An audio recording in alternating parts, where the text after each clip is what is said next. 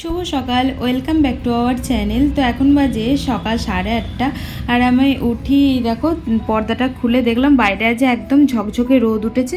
কদিন ধরে তো মেঘ করছিল, আর কালকে রাতে ঘুমটা এত ভালো হয়েছে, পুরো মুডটা ফ্রেশ হয়ে গেছে। যখনই দেখবে ঘুম ভালো হবে তখনই কিন্তু মনটা একদম ফুরফুরে লাগে সকালবেলাতে উঠে, কিন্তু অন্যদিন লাগে না, অন্যদিন খুব ক্লান্ত লাগে। Good morning, welcome back to our channel. তো এখন বাজে সকাল 8:30 আর আমি উঠে চলে এসেছি রান্নাঘরে। তো আজকে পোস্ত হবে, কারণ আজকে একটু নিরামিষ খাবো। আজকে রাতে যাব আমরা, মানে একটু ঘুরতে যাব, তো এক জায়গায় পুজো দিতে যাবো, কি একটু নিরামিষ খেয়ে যাব। তাই আজকে পোস্ত আর রুটি আর ভাত হবে। কালকে ঘুমটা একদম ফ্রেশ হয়েছে, কালকে ঠান্ডা লাগছিলো প্রচণ্ড পরিমাণে। অনেক দিন পর কুলার চালিয়েছি কালকে, প্রায় সে শনিবারের দিনকে কুলার চালিয়েছি, তারপর লাস্ট আর কি, তারপর কালকে কুলার চালালাম। চোখগুলো দেখেছি ফুলে গেছে পুরো ঘুমিয়ে। ওই 10টার সময় বেরোবো, সারা রাত জাগা, বাসে করে যাবো, সকাল 6টার সময় ফিরবো। নিরামিষ খাবো, কালো জিরে দিলাম, কারণ কারণ হচ্ছে আমার 5 ফোড়ন খুব একটা ভালো লাগে না, তিতো তিতো হয়ে যায়, বিচ্ছিরি লাগে, কালো জিরে। সঞ্জু, তুমি ইয়ে আনোছ চিড়ে খাবা কি? বাঙালিদের নিরামিষ মানেই সবার আগে মাথায় আসে পোস্তর কথা, কারণ পোস্তটা হচ্ছে চট জলদি। কারণ নিরামিষ রান্না এর থেকেও অনেক কিছু আছে, কিন্তু পোস্তটা তাও মনে হয় যে একটু শর্টকাটের মধ্যে হয়ে যায়। তো আজকে একটু ঝোল ঝোল করে করব, যেহেতু ডাল টাল কিছু করছি না। নিরামিষ ডাল বলতে কলাইয়ের ডাল তো এখানে খুব একটা ভালো পাওয়া যায় না, যার জন্য নিয়েও আসি না। আর মুসুরির ডাল ছিল, কিন্তু মুসুরির ডাল আবার শুনেছি নাকি আঁশ, যার জন্য আর করলাম না, শুধু একটু ঝোল ঝোল করে পোস্তই করলাম। আর ও দেখলে কোথায় গেল, সকালবেলা ঘুম থেকে উঠি ও গেল হচ্ছে চিড়ে, বললাম না তোমাদেরকে চিড়ে নেই, চিড়ে আনতে গেল। সকালবেলাতেই ধরো আমাদের চিড়েটা লাগে, দুজনাই যেহেতু চিড়েটা খাই, যার জন্য ওকে আমি বললাম, আর ও বাসি মুখেই চলে গেল এখন চিড়েটা আনতে। কালকে আসলে মনে নেই আনতে, কালকে মেঘ করেছিল, আবার ঝড়ও উঠেছিল, বলছি না 3-4 দিন ধরে আমাদের এখানে মেঘ ঝড় এরকমই হচ্ছে, যার জন্য আর মনেও ছিল না। তাড়াতাড়ি করে চলেও এসেছিলাম দোকান টোকান বাড়ি দিয়ে। আর এদিকে দেখো পোস্তটা এখন বেটে নিতে চলে আসলাম। বিয়ের পর আমরা কত কিছুই শিখে যাই, তাই না? মায়ের কাছে যখন থাকি তখন কিন্তু মা কুটো ভেঙেও দুটো করতে দেয় না। আর দেখো বিয়ের পর শিলপাটায় যে মেয়েটা কোনোদিন মশলা বাটতো না, সেই মেয়েটা একদম পারদর্শী শিলপাটায় মশলা বাটতে। তো আমি না বরাবরই মা যখন বাটতো প্রচুর প্রচুর লঙ্কা নিয়ে, তখন আমি মাকে একটা কথাই বলতাম, মা তোমার হাত জ্বলে না? তো তারপর বুঝলাম যে বিয়ের পর সত্যি সব মেয়েদেরই এরকমই হয়, হাত জ্বলা তো দূরে থাক, তখন কিছু মনেই হয় না। তো প্রথম প্রথম অবশ্য আমার হাত প্রচণ্ড জ্বলতো, সঞ্জু অবশ্য বেটে দিত, তারপর আস্তে আস্তে আমাকে তো শিখতে হবে, ও আর কতদিন কাজ কামাই করে করে বাড়িতে থাকবে। কারণ তারপর দেখলাম যে আমাকে নিজেকেই করতে হবে, যেহেতু সংসারটা আমার, তো আস্তে আস্তে বাড়তে বাড়তে না শিখে গেছি। তারপর ও মিক্সি এনে দিয়েছিল, বেশি দিন আমাকে বাটতেও হয়নি। তারপর এই যে আবারও ওই মিক্সিটা বাড়িতে রেখে চলে এসেছি, তার জন্য আবারও এই বাটা অভ্যাস আর কি হয়ে গেছে। এখন আর কিছু মনে হয় না, প্রথম প্রথম হাত জ্বলতো, তবে এখন অভ্যস্ত হয়ে দাঁড়িয়েছে। আর হাতের চামড়াও বলে মোটা হয়ে যায়, মানে কাজ করতে করতে সেরকমই হয়তো হয়েছে। যাই হোক, দেখো পোস্তটা আমি বেটে নিলাম, আর 4টে লঙ্কা দিয়েছিলাম, তারপরেও না এক ফোঁটা ঝাল হয়নি জানো। মনে হচ্ছিলো যে আর 2টো লঙ্কা দিলে হয়তো ভালো হতো। এগুলো কিন্তু দেশের লঙ্কা, ও যখন নিয়ে এসেছিলো মানে বলেছিল যে দেশের লঙ্কা ঝাল হবে, কিন্তু খুব একটা ঝাল হচ্ছে না, দেখলাম বোম্বাই লঙ্কাগুলো যেগুলো হয় না ওইগুলো। আর এই যে রান্না করতে করতে আমার একটা বাজে স্বভাব, সারাক্ষণ ওই নেতাটাকে নিয়ে আমি চারিদিকে শুধু বোলাতে থাকি, শুধু মানে পোছা লাগাতেই থাকি, আর চারিদিকে জল আমার পড়তেই থাকে। আর দেখো বলতে বলতে আমার পোস্তটা হয়েও গেছে, তো পোস্তটা দিলাম, তারপর একটুখানি ঢাকা দিয়ে দিলাম, যেহেতু ঝোল ঝোল রাখবো তাই বেশি একটা ঝোলটা মারবো না। তারপর এদিকে চলে আসলাম, ভাতে জলটা দিলাম, ভাতে জলটা ফুটুক ততক্ষণে ওকে আমি লাঞ্চ বক্সটা প্যাক ট্যাক করে দিই। আর মটকাতে সকালবেলাতেই জল ভরি, নাহলে জল ঠান্ডা হতে চায় না। ধরো যে জলটা ভরি রাত্রেবেলাতে ভরি না আমি খুব একটা, খুব কদিত, কারণ ওই দুপুরবেলাতে বিকালবেলাতে ভরি, জল ভরতে এসে তখন সেই জলটাই আমরা রাত পর্যন্ত খেয়ে শেষ করেছি। সকালেও খাওয়া হয়, কারণ সকালে জলটা প্রচুর ঠান্ডা হয়ে যায়, যার জন্য খুব ভালো লাগে খেতে। তো তারপরে এই যে আমি কাজে টাজে যাই তখন একবারে ভরে যাই। আর দেখতে পেলে যে অনেকটা আর কি উঁচু করে করে ভরলাম, কারণ এই যে সাইডে ন্যাকড়াটা ছিল ওটাও ভিজে গেল, ওটা ভিজে থাকলে ঠান্ডা হয়ে থাকে অনেকটা। তারপর ওদিকে ও চলে গেল কাজে, আর আমি এদিকে আমার কাজে লেগে পড়লাম, দুটো মাখিয়ে টাখিয়ে দিয়ে আসলাম। তারপর এদিকে চলে আসলাম, মাথায় আজকে তেল দিয়েছিলাম, আজকে শ্যাম্পু করবো, যেহেতু আজকে রাত্রে আমরা বেরোবো, যার জন্য আর কি আজকে তো শ্যাম্পু করতে হবে। তো তো তাই আর কি নিরামিষটাও খেলাম যাতে মাথায় জলটা না দিতে হয়, সেই জন্যই। তো এই যে দেখতে পাচ্ছ এখন বাসনপত্র ছিল কিছু, সেগুলো মাজবো, মাজা ঘষার পর যাব হচ্ছে কাচাকুচি করতে। আর সিঙ্কটা প্রচুর পরিমাণে নোংরা হয়েছিল, সাবানও শেষ হয়ে গেছে, সাবান ভেজাতে হবে, আনা হয়েছে কিন্তু ভেজানোর হয়নি।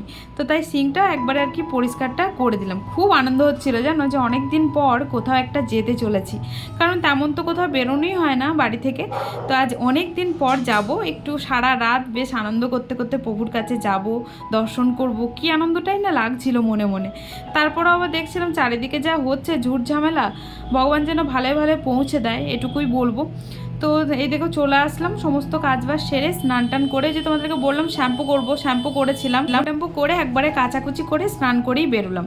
কারণ অনেকজনে দেখেছি আবার মানে কাচাকুচিটা করে স্নান করার পর, কিন্তু আমার হয় না, আমার মনে হয় সব ভিজে যায় যেন কাচাকুচি করতে গিয়ে, যার জন্য আমি একবারে স্নানে ঢুকি তখনই কাচাকুচি করে রাখি।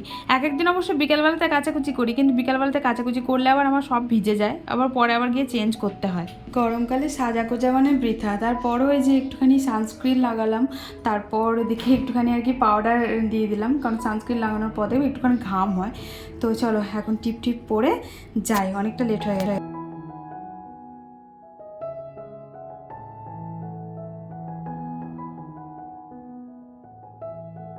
এসছি পার্লারে, আর আমার যে চুল সিরাম না দিলে পুরো এরম হয়ে ফুলে থাকবে, যার জন্য সিরামটা দিয়ে নিচ্ছি। তো হালকা হালকা শুকিয়ে গেছে, তো ভাবলাম সিরামটা দিয়ে নিই। আর এই সিরামটা যেন আমার চুলেই গেল, মানে আমি নিয়েই শেষ করলাম কাস্টমারের জিনিস, কি করবো বলো, নিজের জন্য নেওয়া হয়নি, দিয়ে এইটা থেকে নিতে নিতে শেষ।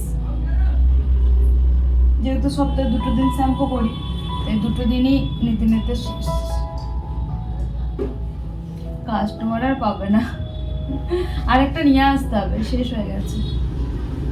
এসছে অনেকক্ষণ, এসে ঝাড়ু টাড়ু লাগালাম, আজকে সাফ সাফাই করলাম, করেছিলাম কালকে অল্প একটু, আজকে আবার করলাম। ওই একটা তাক ছিল, ওই তাকটা করলাম, তারপর মুছলাম, পুজো দিলাম, তারপর তোমাদের সাথে কথা বললাম। কথা বলে শান্তি নেই বুঝলে, কথা বলে একদম শান্তি নেই, এত গাড়ি যায় না, মানে এত আওয়াজ হয় কি বলবো তোমাদেরকে। আর আমি এখানেই বসে বসে ভয়েস দিই, কারণ বাড়িতে কাজ হচ্ছে, দিতে পারছি না, আর সকালের দিকটা টাইম পাওয়া যায় না, প্রচণ্ড ব্যস্ততা থাকে, যার জন্য এইখানে এসে দুপুরবেলাতে আমি বসে বসে ভয়েসটা দিই। দুপুরবেলার গাড়িটা একটু কম থাকে, আর নাহলে তো সারাক্ষণই ভোঁ ভা করতেই থাকে, শান্তি নেই জীবনে। তো চলো আমি চুলটা আঁচড়াবো না, এরকমই থাকবে। আর কালারটা দেখো যে এবার বোঝা যাচ্ছে ভালো করে। চলো পরে যাচ্ছি বাড়ি খাবার খেতে। আর এই যে জিনিসগুলো দেখতে পাচ্ছ, কারণ আমাদের তো ঘরে বড় আয়না নেই, যার জন্য আমি নিয়ে এসেছিলাম, পরে পরে দেখছিলাম যে ভালো লাগছে কিনা। আসলে এই টপটা নতুন, টপটা একবারও পরিনি, টপ না টি শার্টগুলো। তো আজকে যেহেতু যাবো, যার জন্য মানে জিন্স পরে যাবো, তো ভাবছিলাম যে কী পরবো ওর সাথে। তারপর দেখলাম যে গরমের সিজন, তো এমনি এসি বাস তার জন্য না, কিন্তু তাও ওখানে গিয়ে তো গরম লাগবে, তাই হালকা ফুলকার মধ্যেই পরে যাবো। মানে এই টি শার্টটা প্রচণ্ড সফট, তাই বাড়িতে এটা ওভার সাইজ টি শার্ট, যার জন্য বাড়িতে পরে মানে আমি বুঝতে পারছি না, আর মোবাইলে ভালো মতন বোঝা যাচ্ছে না, যার জন্য আমি এখানে আসলাম। এবার আয়না না থাকলে সে মোবাইলেই দেখা হতো পরে, কিন্তু যেহেতু আয়না আছে তাই আমি এখানে এসে পরে দেখলাম, দুটোর সাথেই ভালো লাগছে, একটা ফোল্ড জিন্স আর একটা ওই চুজ জিন্সগুলো, তো দুটোর সাথেই ভালো লাগছে। তো ভাবছি এখন কি পরে যাব, তো যা পরে যাবো তো অবশ্যই তোমাদের সাথে শেয়ার করব, দেখবে। তো চলো এখন যাই, প্রচণ্ড খিদে পেয়েছে বুঝলে, যাই খেয়ে আসে, তারপর তোমাদের সাথে দেখা করছি। আর এগুলো ব্যাগের মধ্যে নিয়ে এসেছিলাম, কিন্তু যাওয়ার সময় ব্যাগে ঢুকছে না। আর তোমাদেরকে বোধহয় দেখায়নি সকালবেলাতে যে কি রান্না করেছিলাম। তো এই যে পোস্ত করেছিলাম, এই দেখো একটু ঝোল ঝোল করে পোস্ত করেছিলাম। আর এখন আমি দুটো পাঁপড় ভাজবো, কারণ আজকে তো নিরামিষ, যেহেতু পুজো দিতে যাবো, আজ কিছুই খাইনি। তো আর শুধু পোস্তই করেছিলাম, আর কিছুই করিনি। আর এখন এই দুটো পাঁপড় ভাজবো। এত কাজের চাপ ছিল, বাড়ি যেতে পারিনি বলতে 5 মিনিটের জন্য বাড়ি গেছিলাম, এক ঘরে জল ভরেছি, তারপরে একটা কাস্টমার ফোন করলো, তো চলে আসতে হলো।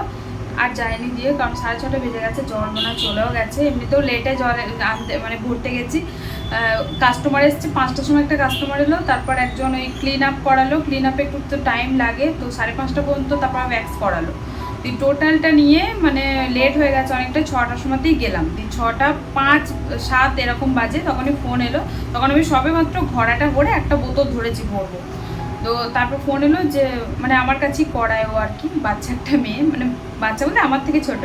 তো আমার কাছেই করায়, যার জন্য আমাকে বলছে যে দিদি কোথায় তুমি, তাড়াতাড়ি এসো, আমি তোমাকে ছাড়া করাবো না অন্য কোথাও। তো আমি বললাম ঠিক আছে যাচ্ছি। তুই বলছি বেশি দেরি করো না, এক্ষুনি এসো, আমি এক জায়গায় যেতে হবে। এবার কী করবো, কাস্টমার এসে দাঁড়িয়ে থাকলে তো ভালোও লাগে না। তারপরে এলাম, এসে তো করে দিলাম, এইমাত্র গেল।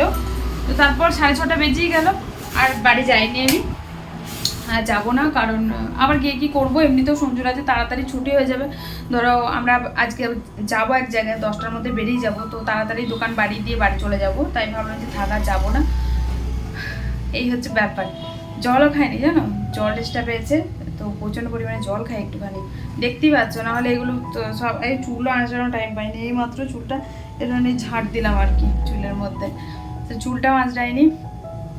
এই হচ্ছে ব্যাপার, যেদিন কাজ থাকে না সেদিন কত কিছু করি, যেদিন কাজ থাকে সেদিন কিচ্ছু হয় না।